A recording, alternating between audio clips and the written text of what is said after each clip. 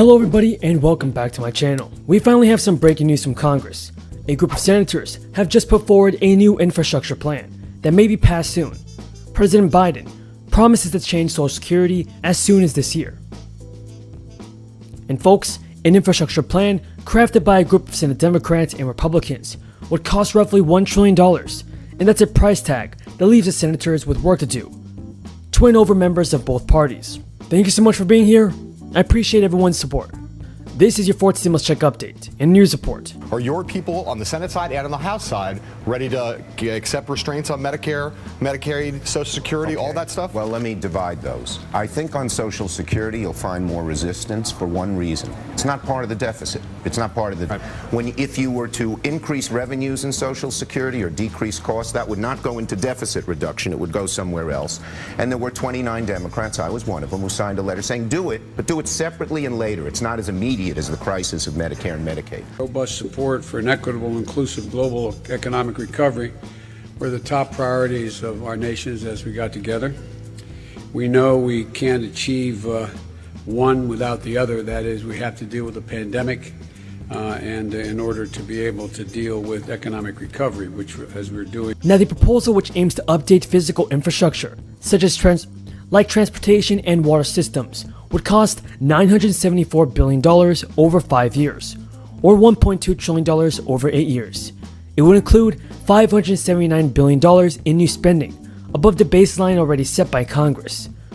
According to Republican Senator Bill Cassidy, President Biden asked for about $600 billion in new money, and senators have not announced how they plan to pay for the investments. The 10 lawmakers who reached a deal said in a statement that the proposal would be fully paid for and not include tax increases.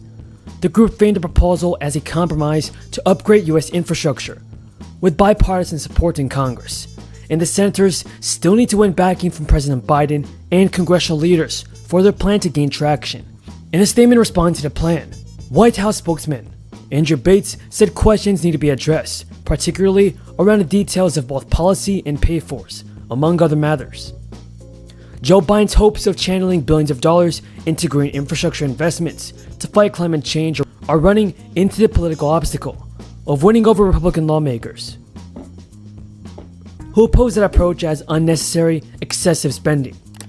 The White House's ability to ensure a climate focus in Biden's sweeping infrastructure package is becoming daunting, so much so that key Democrats are warning that the administration should quit negotiating with Republicans, calling it a waste of time.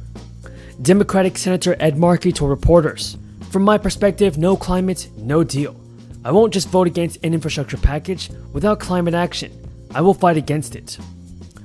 Now, this debate is similar to the political and policy differences, complicating President Biden's broader talks over his ambitious infrastructure agenda.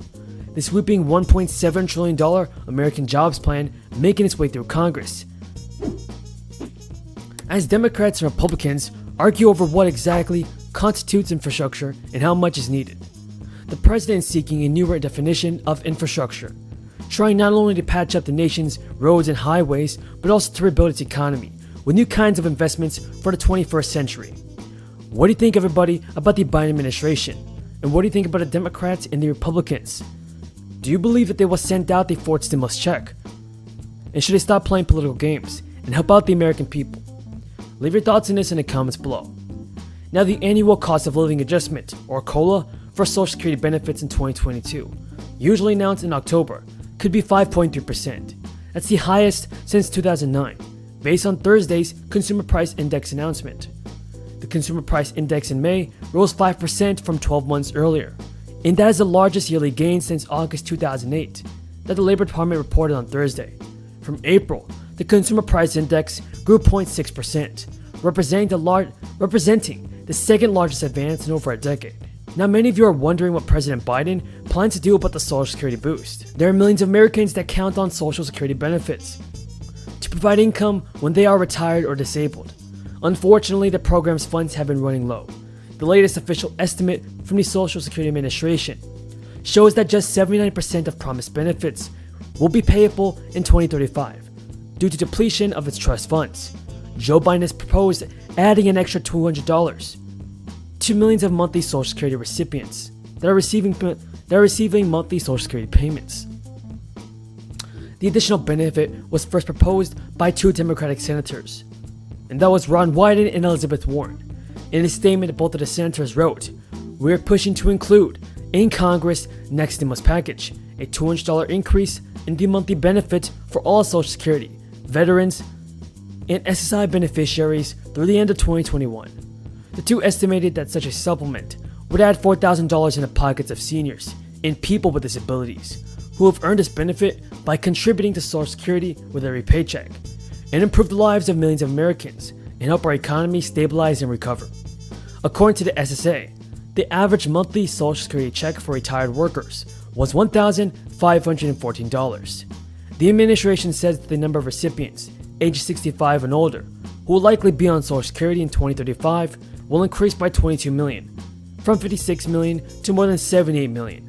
The government's annual calculations have shown a rise in the cost of living, which Social Security Administration officials have said will mean more money in Social Security benefits in 2021. Leave your thoughts on this, everybody, in the comments below. Do you support the increase in the Social Security benefits? As always, everybody, thank you so much for your support. I truly appreciate it.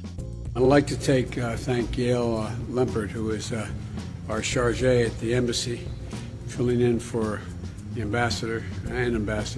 We'll have one soon, but she did a great job supporting the entire team, and Yale is vital to keeping this UK-US partnership going and moving smoothly as it is now. We've just wrapped up what has been an extraordinary collaborative and productive meeting in the G7.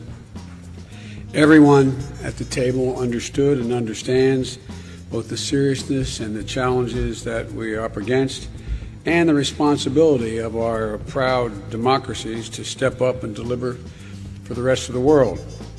That's what the G7 is all about, and rallying the world's democracies to meet the challenges that the world faces and deliver for our people and for people, quite frankly, everywhere.